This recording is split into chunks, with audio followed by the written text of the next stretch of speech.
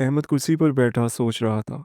तभी उसकी अम्मी किचन से चिल्लाई, कब तक ऐसे बैठा रहेगा? तुझे कोई काम नहीं है क्या? अब्बू ने अखबार से नजरें हटाए बगैर बड़बड़ाया, इसे पढ़ाया लिखाया कि कम से कम कुछ बन जाए, और ये तो बस हमारी छाती पर बैठकर दाल डाल रहा है। अहमद ने कोई जवाब न दिया, ना आंखें उठाई न सर झुकाया, बस उसी सफ़े को तक रहा था जहाँ उसने रात को कुछ लिखा था। अम्मी की दवा 2300 रुपये, बहन की फीस 4200, बचत 500। उसका दिल कह रहा था बस थोड़ा और सब्र कर लूं, फिर सब कुछ बदल दूंगा। अंदर से कुछ टूट रहा था, मगर बाहर से वो मुकम्मल पुरसुकून था। भाई कमरे से निकला और तंजिया लहजे में बोला, चल कम से कम गैस भरवा लिया कर। मुफ्त की रोटियां और खाने से तो अच्छा है थोड़ा काम कर ले। बहन ने भी तंज शामिल किया, आज फिर चप्पल खरीदने गई थी। दुकानदार ने उधार नहीं दिया। दुकानदार बोलता था कि तेरे भाई ने ही खा खा के कर्ज चढ़ा दिया है। अम्मी ने फिर कड़वे जुमलों का वार किया, हमारा तो नसीब ही फूटा है। सबकी औलादें कुछ न कुछ करती हैं और हमारा ये निकम्मा तो बस साया बन के रह गया है।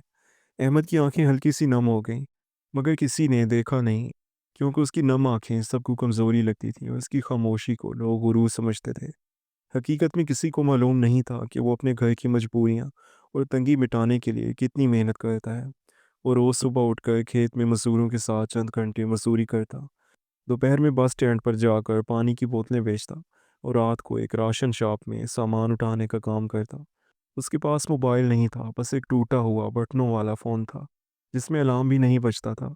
फिर भी वो हमेशा मुकर्रा वक्त पर ही उठ जाता, बस घर का कर्ज उतारना था। लोग उसे देखकर सोचते जैसे उसे कोई फ़र्क नहीं पड़ता था, मगर हकीकत ये थी कि सबकी तकालीफ उसे सबसे ज़्यादा तकलीफ़ देती थी। उसने कभी कुछ ना माँ से कहा, ना अब्बू से, ना किसी दोस्त से। बस चुपचाप वो काम करता रहा, ताकि एक दिन वो अपनी अम्मी से कह सके, अम्मी अब किसी से उधार मत मांगना, किसी के आगे हाथ ना फैलाना। शाम को मोहल्ले में शादी थी, अम्मी ने आवाज़ दी, शाम को पड़ोसी के यहाँ बर्तन उठाने जाना है। शादी हाल में काम ज़्यादा है। अहमद ने आहिस्तगी से पूछा। मैं? अम्मी भड़क उठी, क्यों नहीं? खाने की औकात है तो काम की भी रख। तू क्या वज़ीर है जो तेरे हाथ गंदे होंगे? शाम ढलते ही अहमद एक पुरानी टी शर्ट और घिसी हुई पतलून पहनकर शादी में गया। शादी हॉल के कोने में वो स्टील की थालियां उठाता, गिलास साफ करता, और सब हंसी खुशी खाना खा रहे थे तो वो प्लेटें समेट रहा था। तभी पीछे से आवाज़ आई, ओ अहमद। वो मुड़ा तो सामने उसका पुराना स्कूल का दोस्त खड़ा था जो शहर से आया था। उसकी कमीज़ इस्त्री शुदा थी, साफ सुथरा लिबास, जूते और घड़ी चमक रही थी। अहमद को देखकर वो थोड़ा ज़ोर से बोला, यार तू यहाँ ये सब कर रहा है? पास खड़े चंद और लोग भी अहमद की तरफ देखने लगे और हंसी दबाकर बोले, ये वही नहीं है जो इंजीनियर बनने वाला था? एक और ने कहा, अब प्लेटें धो रहा है, देखो वक्त कैसे बदल गया। अहमद ने कुछ नहीं कहा, बस सर झुका लिया, थाली उठाई और पीछे की तरफ चल दिया। उस रात जब वो घर लौटा तो अम्मी ने पूछा, कितने पैसे मिले? उसने कहा, 550 रुपये। अम्मी ने तंज किया, बेटा ऐसे ही कमाता रहा तो एक दिन मिल मालिक बनकर सबसे आगे निकल जाएगा। अहमद ने कुछ नहीं कहा, लेकिन उसी रात जब सब सो गए तो उसने अपने रजिस्टर में एक और सफ़ा लिखा, आज तंज मिला, मिल मालिक बनने का जवाब दूंगा, मगर लफ्ज़ों से नहीं। अगली सुबह वो फिर हमेशा की तरह उठ गया। ना अलार्म था, ना किसी ने जगाया। अम्मी अभी सो रही थी, मगर उसे आदत थी कि आहिस्ता से दरवाज़ा खोलकर बाहर निकल जाए, ताकि किसी को उसकी मौजूदगी का एहसास भी ना हो। वो पास के ईंटों के भट्टे पर पहुंच गया, जहाँ पर सुबह 5 बजे से मज़दूरों की भीड़ लगती थी। जितना काम मिलता वही उसका दिन गुजारने के लिए काफ़ी था। काम ख़त्म होते ही वो सीधा बाजार गया, जहाँ पर एक किराने की दुकान पर बोझ उठाने का काम करना था। धूप सख्त थी, काम करते करते उसके कंधे छल गए, मगर ये दर्द उन तानों के मुकाबले में कुछ भी नहीं था। शाम को घर आया तो अम्मी ने फिर ताना दिया, दिन भर गायब रहता है, ना कुछ कमाता है ना कुछ कहता है। ऐसा बेटा तो हर किसी की ज़िंदगी का बोझ बन जाता है। अहमद ने मुस्कुराने की कोशिश की, लेकिन उसके होंठ हल्के से कांप गए। वो जानता था कि सच बताकर क्या फ़ायदा। घर वालों की नज़र में उसकी कीमत बस इतनी ही थी जो सामने नज़र आती थी। उसी दिन उसे अपनी बहन के स्कूल का फॉर्म भरना था, 4200 रुपये। अम्मी 2 दिन से परेशान थी कि अब की बार लड़की को स्कूल से निकाल देंगी। अहमद ने कुछ कहे बगैर खामोशी से वो पैसे इसी किराने वाले के ज़रिए स्कूल भिजवा दिए, एक नामालूम शख्स के नाम से। अगले दिन जब बहन स्कूल से आई तो अम्मी खुश थी, किसी ने हमारी मदद कर दी, मेरी बेटी की फ़ीस भर दी। अम्मी ये सब कुछ कह रही थी और अहमद एक कोने में पुरानी चारपाई पर बैठा जूतों के फीते बांध रहा था, और अम्मी ने तो उसकी तरफ देखा तक भी नहीं। रात में खाना खाते हुए अब्बू ने फिर वही पुरानी बातें दोहरा दी, जब मैं तेरे बराबर था तो पूरा पूरा खेत अकेले जोतता था, और तुम्हारी एक गिलास पानी लाने में सांस फूल जाती है। भाई भी अपनी बीवी के सामने अहमद की बेइज्जती करने से पीछे न रहा।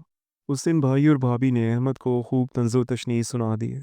अहमद की आंखें एक लम्हे के लिए भर आईं, मगर उसने फ़ौरन खुद को संभाल लिया और जो वो हमेशा करता आया था वही किया। रजिस्टर का एक और सफ़ा भर दिया। अम्मी की दवा कल लानी है, अब्बू का ज़िला था मेज़ सलूक याद रखो, मगर जवाब मत दो, बस इतना कमाओ कि किसी को जवाब देने की ज़रूरत ही ना पड़े। वो किसी से इंतकाम नहीं लेना चाहता था, बस ये चाहता था कि एक दिन जब यही लोग किसी मुसीबत में हों, तो बगैर कहे वो उनके लिए सब कुछ कर दे। और तभी इन्हें मालूम हो कि देने वाला वही निकम्मा बेटा है। वो जानता था दुनिया तेज़ और बेरहम है, मगर खुद से कभी हार नहीं मानेगा। एक रात जब वो दुकान से वापस आ रहा था तो पास के मैदान में कुछ लड़कों ने उसे देखकर जोर से कहा, इधर देखो वो प्लेट वाला अहमद, शायद अब झाड़ू भी लगाने लगा होगा। और सब हंस पड़े। उसने उन आवाज़ों को खामोशी से नज़रअंदाज किया, मगर दिल अंदर से घबरा गया। और वो रात को देर तक बेचैन रहकर कुछ बड़बड़ाता रहा। अम्मी ने कहा, दिन भर आवारा घूमेगा तो ख्वाब भी वही आएंगे। वो जागा मगर फिर बोला कुछ नहीं। उसकी खामोशी आदत नहीं रही थी, एक हिकमत अमली बन चुकी थी। वो सोच चुका था कि बस कुछ और वक्त और फिर वो कदम उठाएगा जो शायद उसकी किस्मत बदल देगा। उसे मालूम नहीं था कि कौन सा रास्ता इख्तियार करेगा, मगर ये तय था कि वो अब रुकने वाला नहीं है। तीसरा महीना शुरू हो चुका था और अहमद की आंखों के नीचे गहरे काले हल्के वाजे दिखाई देने लगे थे। न दिन का चुनाव था, न रात की नींद। एक तरफ घर की बेइज्जती का बोझ और दूसरी तरफ रोज़ बरोज़ बढ़ते अखराजात। अम्मी की दवा फिर ख़त्म हो गई थी। बहन के स्कूल में यूनिफ़ॉर्म बदलने का दबाव आया और भाभी ने खाना बनाने से भी इनकार कर दिया था। बोली, जब तक ये घर का निकम्मा कुछ नहीं करेगा, तब तक मैं भी नहीं करूँगी। उस दिन अहमद दोपहर तक भूखा रहा और खुद से कहा, अगर आज भी ऐसे ही चला तो सब कुछ बिखर जाएगा। अब कुछ करना पड़ेगा। शाम को उसने किसी पुराने वाकिफ़ से पूछा कि शहर में कोई ऐसा काम है जहाँ वो खुद से कुछ सीख ले और आगे बढ़ सके। वाकिफ़ ने कहा, काम तो बहुत है मगर सीखने के लिए सब्र चाहिए। अहमद ने फ़ौरन कहा, सब्र मेरा सबसे पुराना साथी है। इसी वाकिफ़ ने उसे एक दुकान पर कंप्यूटर के काम में मदद के लिए भेजा। वहाँ पर वो दिन भर बिल बनाता और जब दुकान फारिग होती तो यूट्यूब पर वीडियोस देखकर चुपके से सीखता। ऑनलाइन कमाई के तरीके कैसे सीखें, ट्रेडिंग कैसे शुरू करें। बगैर पैसे के वो एक कोने में बैठ जाता, सस्ते ईयरफोन कान में लगाकर घंटों वीडियो सुनता।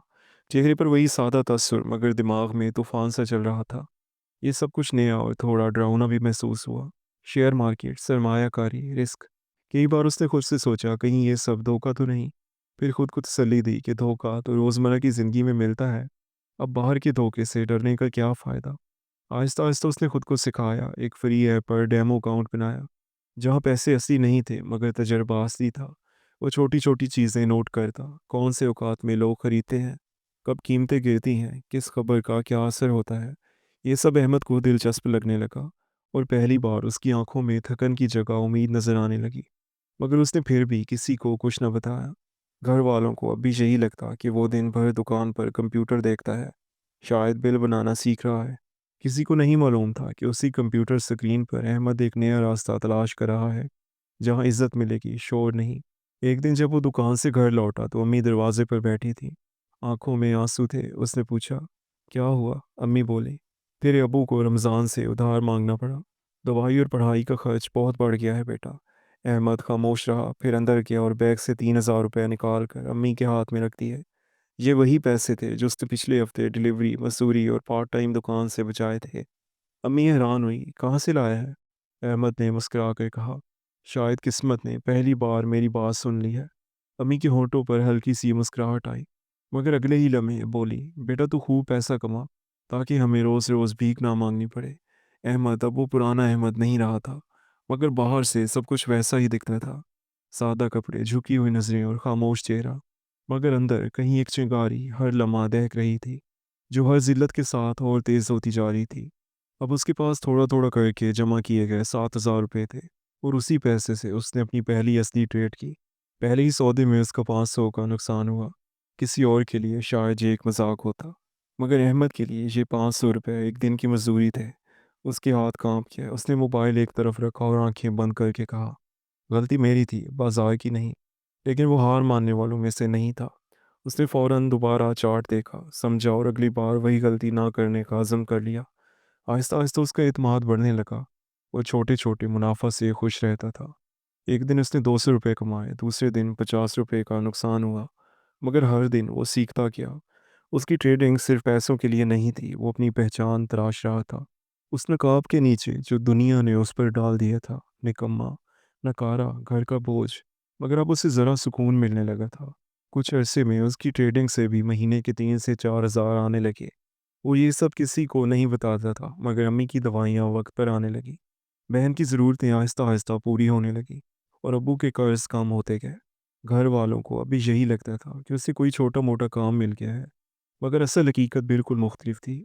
वक्त गुजरता गया और हर महीने अहमद की आमदनी लाखों में पहुंच चुकी थी, मगर किसी को कुछ मालूम नहीं था। उसकी ज़िंदगी में वही पुरानी घड़ी, वही चप्पल, वही सादगी थी। एक दिन गांव से रमज़ान उनके घर आया। अहमद के अब्बू ने पहले उससे बड़ी बेटी की शादी के लिए कर्ज लिया था। अब 3 साल गुजर चुके थे और शादी ना हो पाई। रमज़ान दरवाजे पर खड़ा ज़ोर से कह रहा था, अगर पैसे नहीं हैं तो कर्ज क्यों लेते हो? गांव में कोई तुमसा भिखारी नहीं देखा। बाप की गर्दन झुकी हुई थी और अम्मी की आंखों में आंसू आ चुके थे। अहमद दीवार से टेक लगा कर खड़ा था। वो बज़ाहिर पुरसुकून नजर आया, मगर उसकी खामोशी में तूफान छुपा था। उसने एक नज़र अम्मी की आंखों में डाली, बाप की कपकपाती उंगलियां देखी और अंदर चला गया। कमरे से बाहर आकर एक पुराना बैग खोला और नोटों की एक मोटी सी गड्डी निकाल कर रमज़ान को पकड़ाई। कहा कि गिन लो, एक भी रुपया कम नहीं है, मगर आज के बाद इस दरवाजे पर दोबारा मत आना। रमज़ान चौंक गया। अम्मी और बाप हैरान रह गए और गांव में अगले ही दिन खबरें फूट पड़ीं कि वही अहमद जिसने शादी में प्लेटें उठाई थीं, कल 2 लाख रुपए की गड्डी रमज़ान के मुंह पर फेंक कर उसका मुंह बंद कर दिया। लोग कहने लगे शायद कुछ तो करता होगा, अभी शहर से इतना पैसा कहाँ से आया? मगर किसी को मालूम नहीं था कि ये रकम उसकी मेहनत, तानों, तन्हाई और रोज़मर्रा की थकन का निचोड़ थी। उसी रात अम्मी उसके पास आई और कहने लगी, बेटा बता तो, ये सब तू ही कर रहा है? अहमद ने अम्मी का हाथ पकड़कर कहा, नहीं अम्मी, मैं कुछ नहीं कर रहा। बस वो सब कुछ सह जा रहा हूँ ताकि आपको कुछ सहना ना पड़े। अब गांव में हवा बदल चुकी थी। जिस अहमद को लोग निकम्मा, बेकार और घर का बोझ कहते थे, आज उसी के बारे में लोग सरगोशी करने लगे कि यही लड़का है जिसने रमज़ान से लिया गया पुराना कर्ज उतारा, पूरे 2 लाख रुपए, और वो भी नकद। मगर अहमद अब भी वही सादा आदमी था। न किसी किस्म की ढोंक, न कोई घमंड। घर वालों का बर्ताव थोड़ा बदला ज़रूर था, मगर सवालात थे। बाप अक्सर पूछते, बता तू क्यों नहीं बताता, क्या है तू? अहमद मुस्कुरा देता, थोड़ा बहुत करता हूँ बाबा, जो करना चाहिए। अम्मी को हर महीने वक्त पर दवाएं मिल जाती। बहन की फीस हमेशा एक दिन पहले ही जमा हो जाती। मगर किसी को अंदाज़ा नहीं था कि ये सब करने वाला वही लड़का है जिसे कल तक लोग हकीर नज़र से देखते थे। एक दिन भाभी ने सबके सामने कहा, शायद अहमद की किस्मत पलट गई है, मगर मैं अब भी नहीं मानती कि ये अकेला ये सब कुछ कर सकता है। कोई तो इसके पीछे होगा। अम्मी चुप रही, मगर रात को जब सब सो गए तो वो अहमद के कमरे में आई और बोली, सच बता बेटा, तू क्या करता है और कितना कमाता है? अहमद ने आहिस्तगी से कहा, मैं कुछ नहीं करता अम्मी, और इतना कमाता हूँ कि आपको कोई तकलीफ ना होने दो। अब हर महीने उसकी आमदनी लाखों में थी, मगर रहन सहन वैसा ही रहा। वही पुरानी घड़ी, वही चप्पल, वही सादगी। किसी ने पूछा, तू ये पैसा क्यों नहीं दिखाता? उसने जवाब दिया, क्योंकि मेरी इज्जत मेरी कमाई है, मेरा सब्र है, दिखावा करने से कुछ नहीं होता। इंसान दिल से अमीर होना चाहिए। एक शाम बारिश हो रही थी और सारा घर बरामदे में बैठा था। अबू ने पहली बार सबके सामने कहा, हमने अहमद को कभी समझा ही नहीं। जब ये सह रहा था तब भी हमारे लिए ही कर रहा था। ये कहते हुए उनकी आंखें नम हो गईं। अम्मी ने अहमद का हाथ पकड़ लिया, हमने तुझसे सब कुछ कहा बेटा, लेकिन तू फिर भी हमें अपना ही समझता रहा। अहमद ने मुस्कुरा कर कहा, मैं गुस्से में घर नहीं छोड़ा था अम्मी, मैं जिम्मेदारी उठाने गया था। और तब पहली बार पूरे घर वालों ने महसूस किया कि जिसे वो सबसे छोटा समझते थे वही सबसे बड़ा इंसान निकला। ये कहानी सिर्फ तफरी और सबक आमोज़ मकसद के लिए बनाई गई है। इस वीडियो से मुतासिर होकर स्टॉक मार्केट या ट्रेडिंग में बगैर समझे और बगैर सीखे पैसा इन्वेस्ट ना करें, और ना ही किसी भी तरह का गैर ज़रूरी रिस्क लें। दोस्तों, आपको ये स्टोरी कैसी लगी कमेंट करके ज़रूर बताएं। अगर ये कहानी आपको अच्छी लगी है तो इसे लाइक कर दें, शेयर करें, और अगर चैनल पर नए हैं तो हमारे इस चैनल शायान स्टोरीज़ को सब्सक्राइब कर दें। मिलते हैं कल एक नई और इंटरेस्टिंग स्टोरी के साथ, तब तक के लिए अल्लाह हाफिज़।